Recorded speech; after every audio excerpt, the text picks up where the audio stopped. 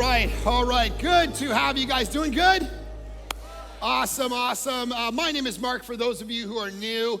Special welcome to you. I am one of the pastors here. Good to have you. We are in a series called Sound Mind. If you got your notes, take those out. If you have a Bible, Philippians chapter 4 is where we're going to end up. I'm going to frame the issue and the problem of burnout first. The heart and vision behind this series, Paul talks about this in the book of 1 Timothy, that God doesn't give you in a spirit of fear, but a spirit of a sound mind. That is the vision for your life that God has and that we have for you, that in the midst of the craziness of this world, in the midst of the stresses, the anxieties, the depressions of this world, that you would have a sound mind. And Jesus says in John 14, "Peace I give to you, not as the world gives you, but as I give it to you." And sometimes we're like, yeah, but okay, peace, I love that, I want that. Martin Lloyd-Jones talks about the fact that probably underneath everything else, the thing behind everything else, is that we all want peace. We all want kind of a spirit that is sound. We want peace. And Jesus goes, I'm going to give it to you. And some of you right now are like, yeah, well, hold on a second, though. I've believed in Jesus, but I don't have all the peace that I want. I still have depression and anxiety and difficulty in my life, all of these things that we're talking about. And why isn't it the case? And that's to misunderstand what Jesus means by peace. Of course, he means wholeness, but he also means it in a way where we get a perspective of eternity that says, some of you are like, yeah, I've believed in Jesus, but I still have a diagnosis, or my friends around me are experiencing difficulty or dying. Listen, Christianity doesn't promise that when you believe in Jesus, you're not going to die. It says that you're safe in dying. That's the difference.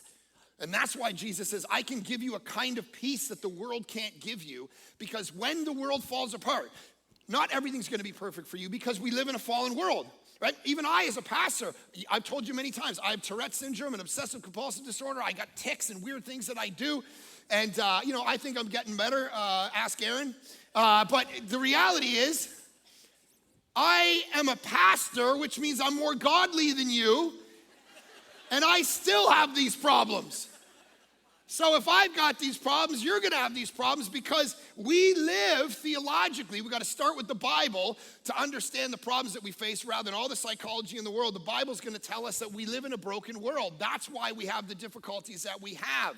It's that we live in a broken world. It was a good situation. We are with God in the garden in Genesis 1, but then we sinned and it broke. Physically, there was disease and difficulty, and we have pain during childbirth now. Well, I don't, but you women have pain during childbirth now. There is emotional, spiritual, physical wreckage that has taken place, which is why we get tired now, and we're talking about the idea of what we're talking about today, burnout. Maybe in the paradise scenario before the fall, we could have run forever and done anything we want and worked forever and had all the stress and the strain and anxiety that we have and not feel burnout. But we live in a fallen world, so believe your own theology, right? Some people I meet, they're like, why did this person stab me in the back? Why is this person being so difficult? Well, believe the theology that you believe, which is we live in a fallen world. That's why they're talking behind your back.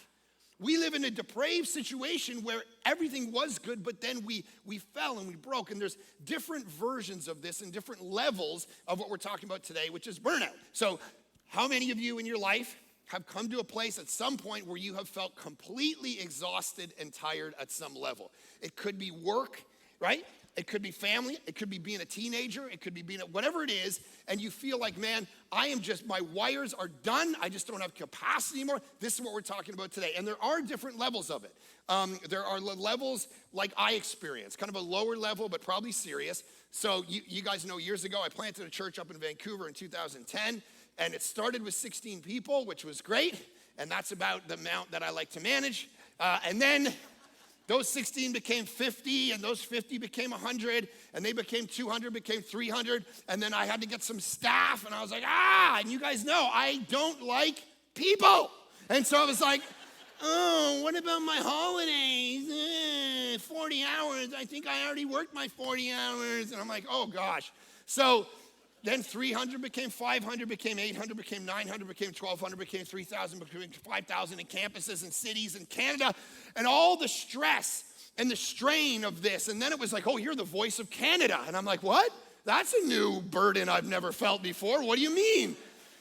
And now you're this, and now you're that, and you're all of these things. And oh, by the way, we need land. So we need $10 million, so go raise that. And be a psychologist, and a marriage counselor, and a philosopher, and a pastor of the internet, and be a theologian, and be a psychologist, and be a fundraiser, and be a counselor, and. And after about 7 years of this, I just started to feel worn out and broken to the point where, man, my highs weren't as high, my lows weren't as low. I'd be talking to you in the lobby, and I just got nothing for you.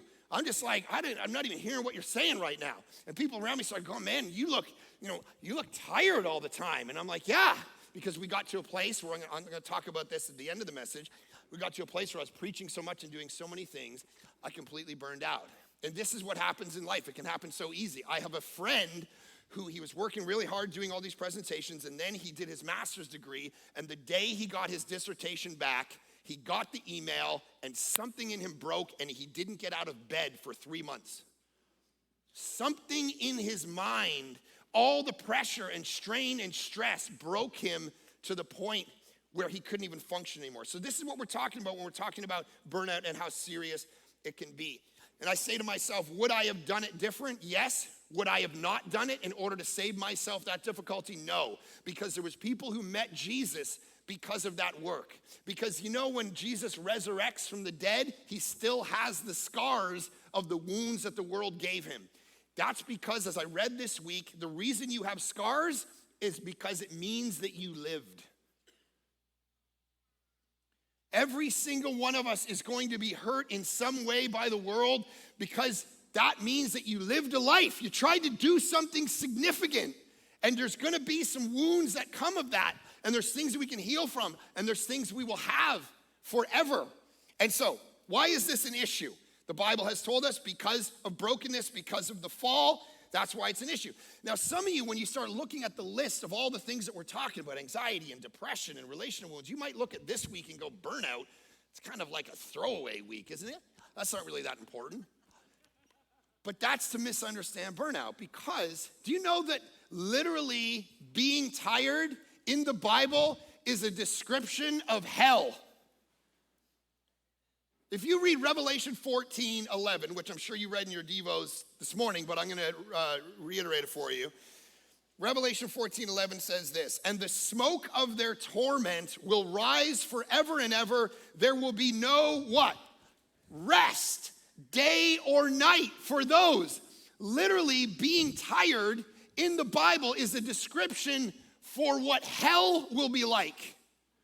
Being tired. So this week, we got a new puppy. So we've got a dog, and we got another dog, because we're millennial parents, and our kids wanted it, so we just give them whatever they want. So they're like, we want a puppy. We're like, of course. So we get a puppy, and weirdly enough, don't ask me why or how, but this company delivered the puppy at 2 o'clock in the morning. That's when it comes. So bizarre. They travel all around California, and they drop them off whenever. They have these massive Amazon vans, and they're all cooled and chilled, and the dogs sleep, and these two guys trade out. They're driving, and they were in San Francisco, and they just call us at 11 o'clock, like, we'll be there in 3 hours. I'm like, oh, what? 2 o'clock in the morning. So I was like, oh my gosh. So I got my kids. I'm like, I want you to wake me up to make sure that we don't get murdered, to be honest. Because who just lets a random truck pull up at their house at 2 a.m. and strangers are like, I'm coming to come in your house. Come on in, Joey. So I'm like, make sure you wake me up. So my daughter comes at 1:55, wakes me, Daddy, doggy's almost here. And they've been up all night waiting for it. So I come down, and as I'm walking down the stairs, I'm like, this is hell. This is what it's like. Right? When I was a junior high pastor for years, we used to do these things called all-nighters. And we'd gather the kids in the church, and all night, we just stay up all night. And we play games and all this stuff. And I'm sitting there watching these kids, and it's 3 o'clock in the morning, and they're playing Chubby Bunny, putting licorice up their nose. And I'm just looking at them. I'm like, this is hell. Right? This is what the Bible's talking about. To be tired, to be burnt out. It's not a small thing. It could be the difference between life and death.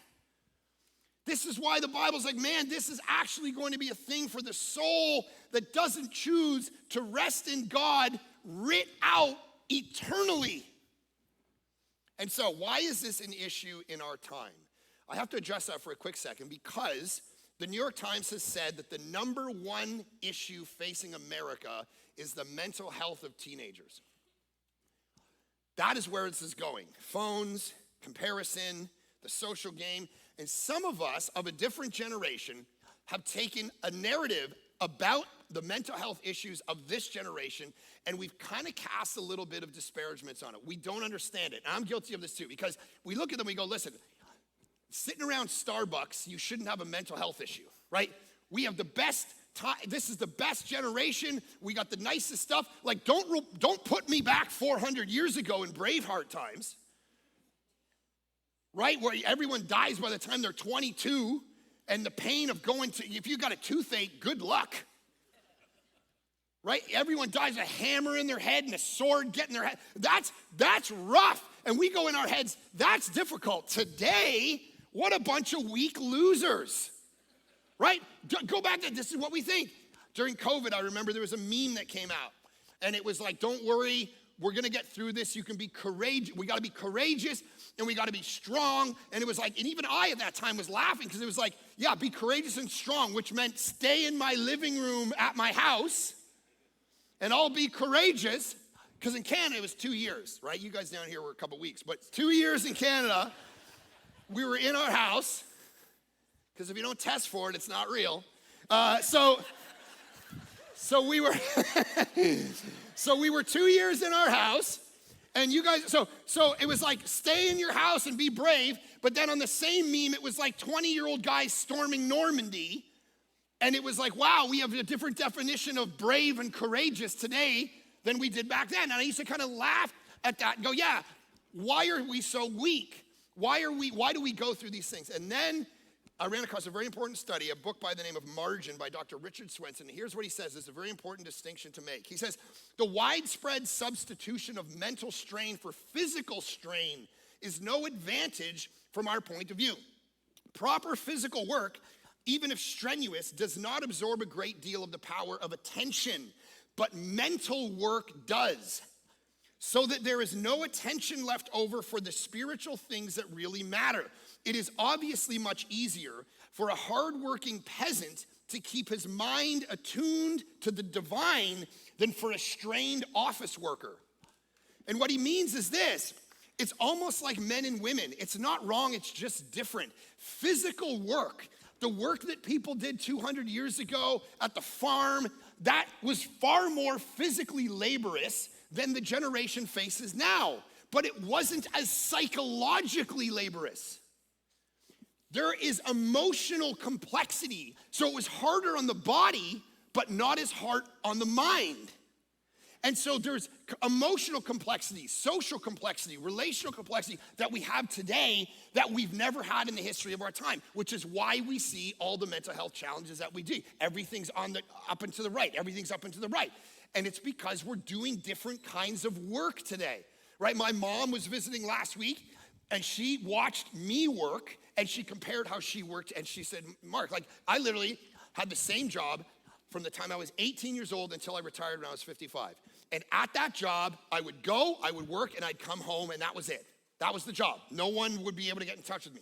You are constantly on. People are calling you, you're email, you're editing this video, you're showing that, you're doing a social media, you're getting logos, you're all of this work, constantly working with people and teams and da-da-da-da-da. She's like, I don't know how you do it because it always is with you. It's always, you never get to just break from it. That's what we're facing today. That's what this generation is facing. Social media, who am I? Do they like me? Do they not like me? What's my projection out into the world? What relationships am I having? It's far more emotionally complex. So let me go through a checklist of things and see if you are experiencing burnout, right? We're gonna put them up on the screen. You can take pictures, take your notes. You got your fill-ins, grab your pen, write these down really quick. Here's signs that you're burning out. First, your passion fades. Your passion fades. You just don't have the same kick that you used to have. Secondly, you don't feel the highs and lows anymore. Emotionally, you used to go up high and then go down low. Now, you're just kind of in the middle all the time. You're just not really feeling much. That's a sign that you might be burning out. Little things make you overly emotional. A little moment that normally would be nothing, you totally go off the rails about it. It becomes apocalyptic at every moment. Everybody drains you, right? You're just like, my goodness, it's like, oh my gosh, Tom is calling again. I can't pick it up. It's like, Tom's your son.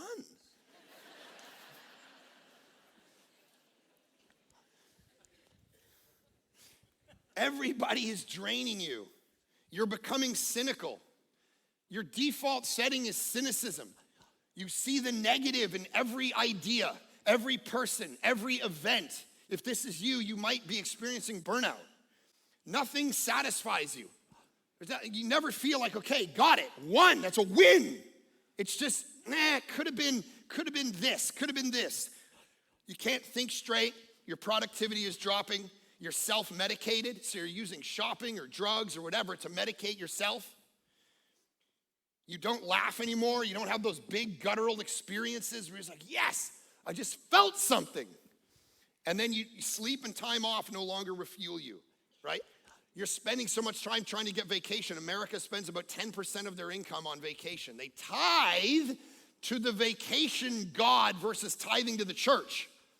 The Bible tells you to tithe to God in the mission of Jesus, and we don't do that. We give a little tip to the Lord and go on with our lives, and then we tithe to vacation God, hoping that we get a sound mind and spirit out of it. And what happens is one study has shown that 56% of people when they return from vacation are more stressed than when they went. This is what begins to happen to us because you haven't answered any of those emails. So now you get back and you're like, oh, I got to answer all these emails. So here's the basic issue when you boil it down. It's one word, overload. We're doing too much against the capacity that we have to do it. Overload. You don't have the capacity to do all the things you're trying to do. Emotionally, physically, the rhythms of your life. So I'm going to give you, Swenson talks about a bunch of different kinds of overload. I'll go through a list for you. First kind of overload is activity overload. We are the busiest generation in the world. The technology that we created to get margin in our lives has created less margin. Emails, texts, expectations. Growing up, right? Those of you like me grew up, I was born in 1980. 80s kids. Let's go. So I would call my best friend on the phone, and then they wouldn't pick up. And that was the end. That was the story. If they were rich, they had a voicemail. And I would leave a voicemail, but then immediately what would I do? Because honestly, in that situation, it would ring like 6 or 7 times, and then it would just stop. So I'm always picturing the family's got groceries, and they're like, no, because you don't know who it is, right? You didn't know who it was. So then I would just call back right away.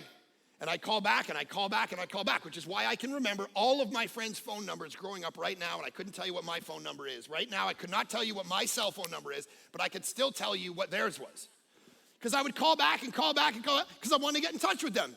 That was how life was. You wouldn't hear from them from a day or two. You'd be like, I don't know, man, I guess they're getting back. I wanted to go to the park, but that's it. Now, you send someone a text, and 4 minutes later, you're like, you didn't answer my text. Where are you? Do you hate me? Is this over? Are you dead? You hate me, don't you? Are we broken up?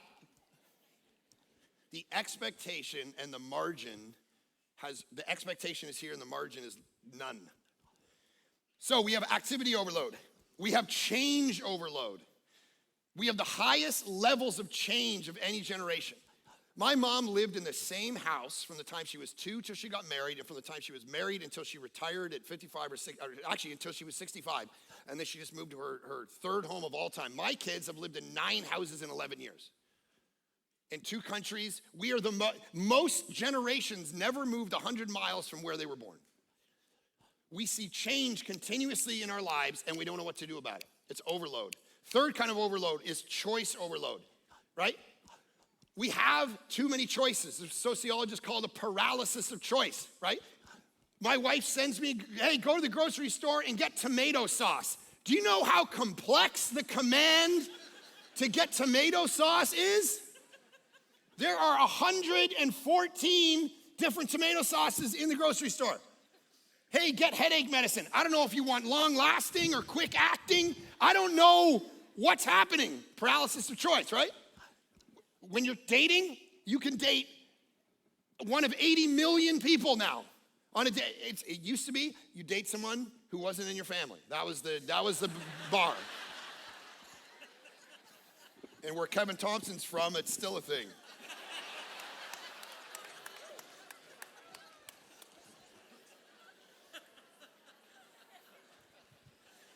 Too many choices. We don't know what to do. All right. Fourthly, we have commitment overload. We're part of too many things, guys. Your kids are in 5 different clubs, 8 different sports teams, 14 different events, 8 different this, 6 different that friend group, this friend group, drive them here, drive them there. We're way overcommitted. We got our kids in way too many things. They're going all over the place. We don't know what to do. We don't know where the identity rests. Overcommitted will drive us to burnout. Next, debt.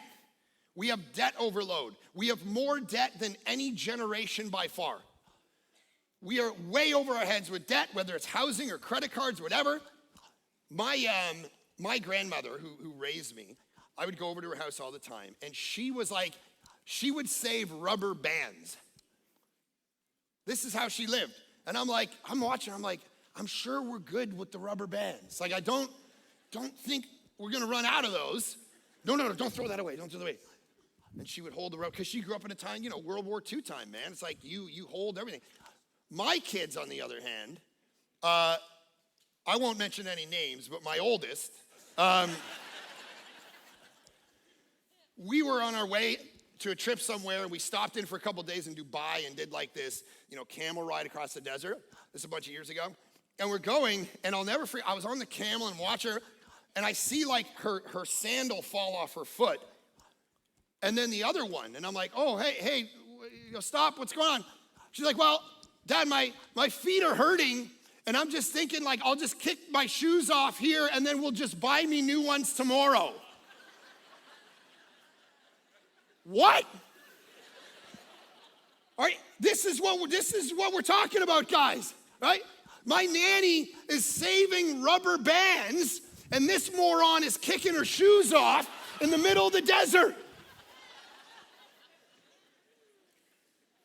That's why we have so much debt. We'll just buy another one, right? And we're like, I don't know what to do with the debt. It's like, you know what?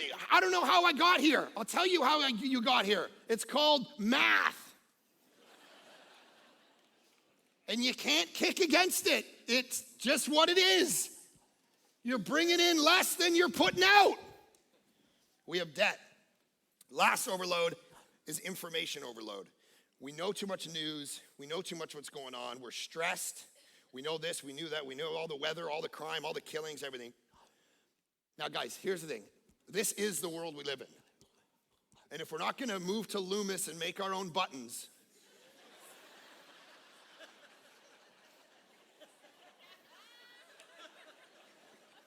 then the only other option is we figure out how to strategically exist in this world and be faithful to Jesus and live in the world, but not of the world. So what are the strategies to do all that? So that's the problem. Now what are the strategies? This is where the Bible gives us this beautiful vision. Philippians chapter 4, listen to it. Finally, brothers and sisters, whatever is true, whatever is noble, whatever is right, whatever is pure, whatever is lovely, whatever is admirable, if anything is excellent or praiseworthy, underline this word. What does he say? Think about such things. Now, if you start to think about such things, what happens? Whatever you have learned or received or heard from me or seen in me, put into practice, and the God of peace will be with you. You think about something, you put it into practice, and you get a result. This is why Paul says this in Philippians 4. The most powerful thing about you is your mind. It's the most powerful thing about you. This is why Christianity says, hey, Jesus, what's the most important thing? That you love God with your whole heart, soul, mind, and strength. Because your mind is going to be the thing that defines your life. It's the most powerful thing about you. I tell the story in my book, The Problem of Jesus, about a guy named Vance Vanders. Absolutely true story. Vance Vander's family realizes he is declining in his health. They don't know what to do. They bring him to the hospital. The hospital works on him for 3 or 4 days. Can't figure out what's wrong with him. Finally, they say, we don't know what to do. But this guy's 2 or 3 days away from death. Finally, one of the family members brings the doctor aside and they say, Vance told us the other day that he had been walking around the cemetery and a witch had talked to him and put a spell on him. And the doctor said, I know what to do. And the doctor went down to the local pond and he picked a frog out.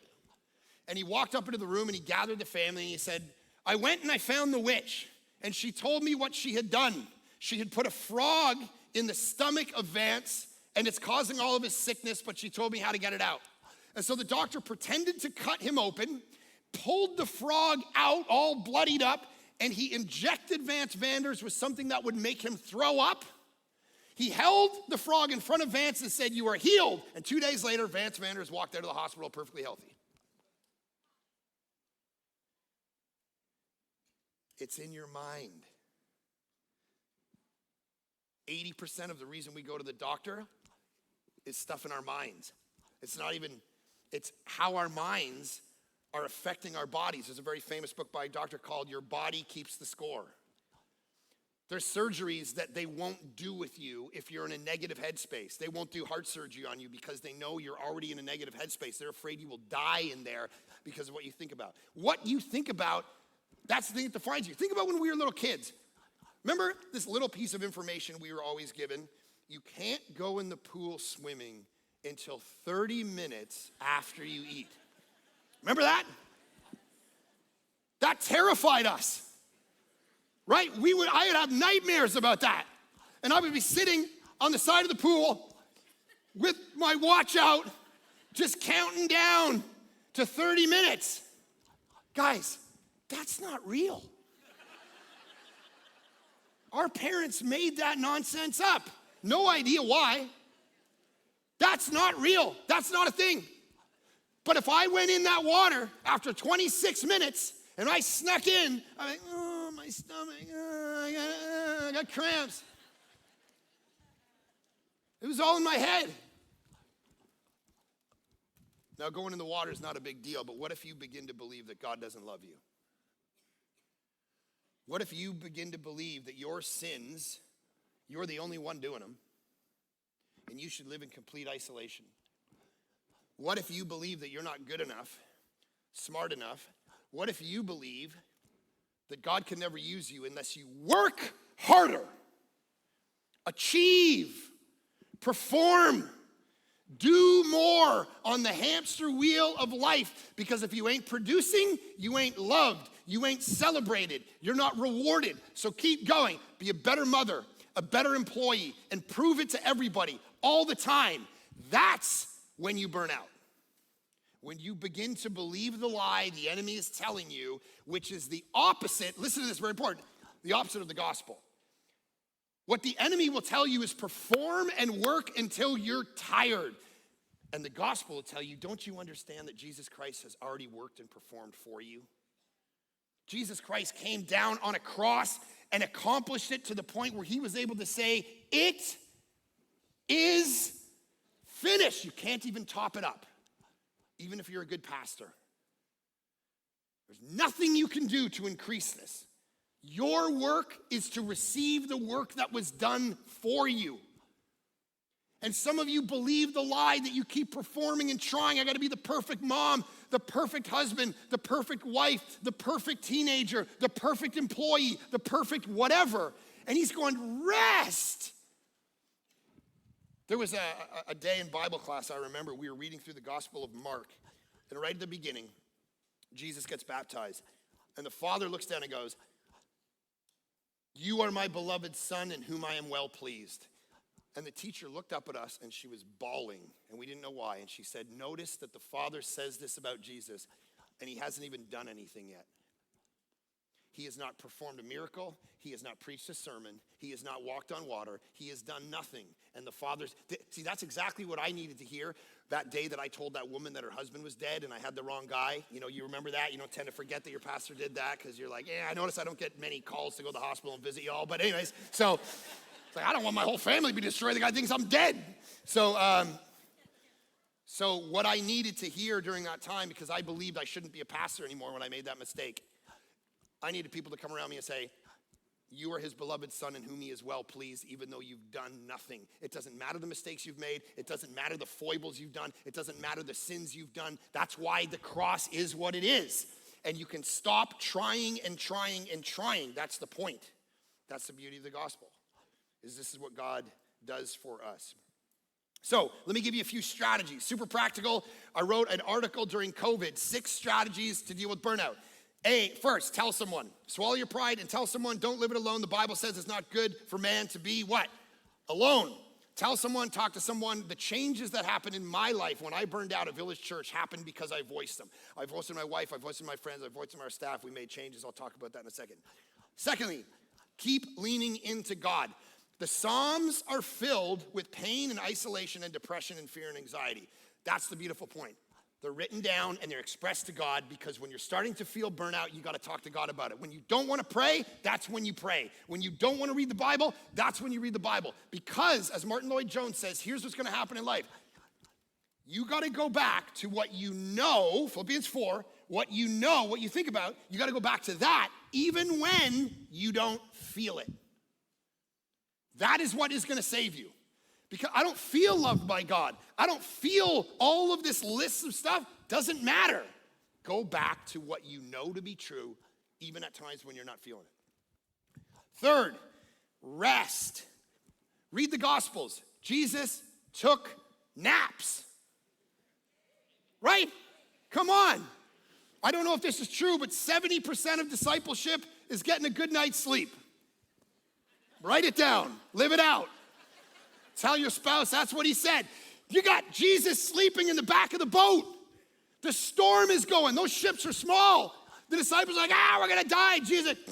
And then they're like, wake up. And he gets up. He's like, this is like a dog at 2 a.m. I don't understand. Why'd you wake me up? I'm trying to sleep. Jesus constantly slept. John chapter 4, Jacob's well was there, and Jesus, tired as he was from the journey, sat down by the well. It was about noon. This week I was supposed to do, some of you have to build a life where you live smarter, not harder. I used to say this to my staff all the time. They would come to me with like this martyr complex. Like, I worked 50, 60 hours this week, boss. I was on vacation and I still worked 15 hours.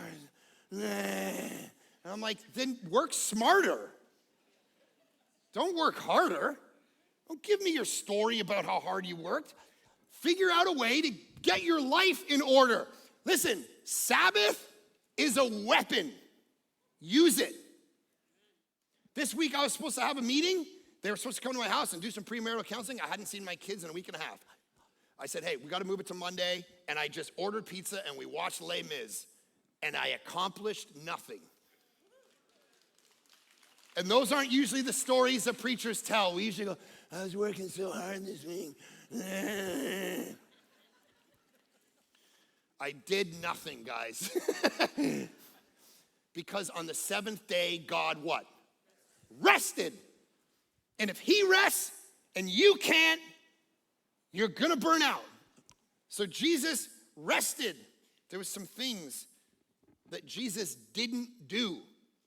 You notice multiple times, a guy named Gary Thomas wrote a book, When to Walk Away.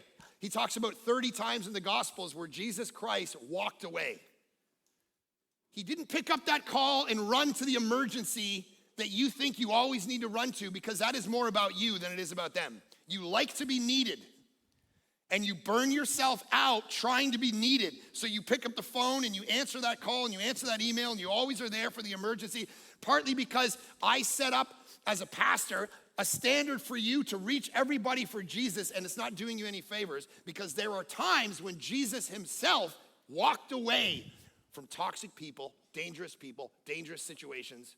Matthew chapter 8, and when Jesus saw great multitudes about him, he gave a command to depart to the other side. What do you mean? They're ready to believe. We should do an altar call right now. And Jesus is like, I got a better idea. Let's go somewhere else. let's depart for a bit. I think you guys need a break. 30 times in the Gospels, Jesus says it's not about what you're connected to. That's important, John 15. It's sometimes about what you get disconnected from. Disconnected from bad habits, rhythms, patterns, people. Wayne Cordero says, we don't forget that we're Christians. We forget that we're human. And that one oversight can debilitate the potential of our future. And then Jesus Christ looks at us and he gives this beautiful reality. Matthew chapter 11, come to me, all you who are weary, and you will find rest for your souls. You know why he says that? Because as one writer has said, hurry is not of the devil, it is the devil. And you got to start gauging the things you don't do sometimes versus the things you do. So to end, how did I get out of this burnout scenario at Village Church? Well, here's a great principle for you. The only way you're ever going to get out of this and rest in Jesus is if you start to understand that all the nightmare scenarios that you come up with in your life, the things in your brain that you think will happen if you don't do a thing, just aren't true. So the way that we solved it, we got into a situation where I was preaching a lot.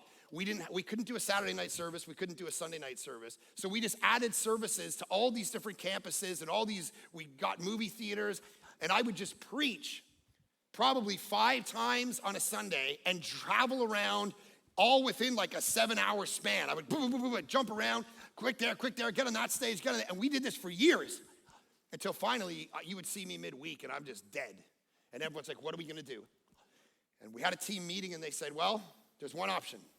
Preach one time to a video camera at 8 o'clock in the morning and show everybody else the video. Even at the broadcast site, we will lower the LED wall and you will be shown from the week previous, and that will go out to all the campuses so you can go from the chaos to preaching once live. And I'm like, here's what's gonna happen. The church is going to what? Die. I have spent 7 years of my life going hard to reach all these people, and now the church is gonna die. And my staff said, okay, then let's keep the church alive and you'll die. So I'm like, all right, well, I guess that's the play. So I got up in front of the church and I said, guys, listen, here's what we're gonna do. I'm gonna preach one time now. I'm not coming to your campuses. I'm not even gonna be at this campus. I'm gonna preach once at 8 o'clock in the morning, and I know none of you are gonna be there because you're not that godly. 8 o'clock in the morning to a video camera in front of 300 people that are all gonna be sitting behind the video camera because we don't want their heads in the way when the LED wall comes down and shows the video from this week. Oh, and you're gonna be on 1 week delay. It won't even be the same week. That's what we're doing. God bless you. If you all wanna leave the church, I'll give you some addresses for new churches. I was terrified. And you know what happened? The church grew. Because half the nightmares you create in your brain about things you're not gonna do are there from the enemy. They're not real. It's like 30 minutes, wait 30 minutes before you go in the water. It's in your brain, it's not real. And you can rest and not do certain things because God. I was whistling around the foyer, I'd preach my one sermon, I was happy as a clam. And then I came to Bayside.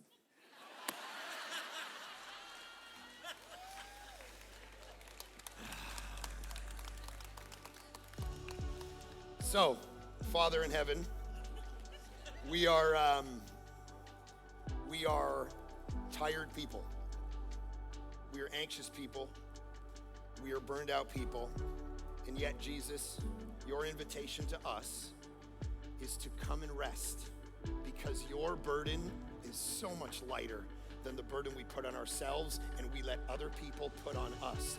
And so, Jesus, in this room, let us actually believe your words and rest in you and stop being weary.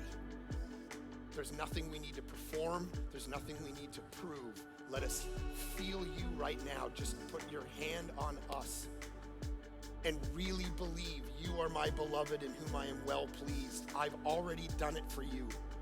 There's nothing you need to do. Now go and live. Do that among us. In Jesus' great name we pray. Amen.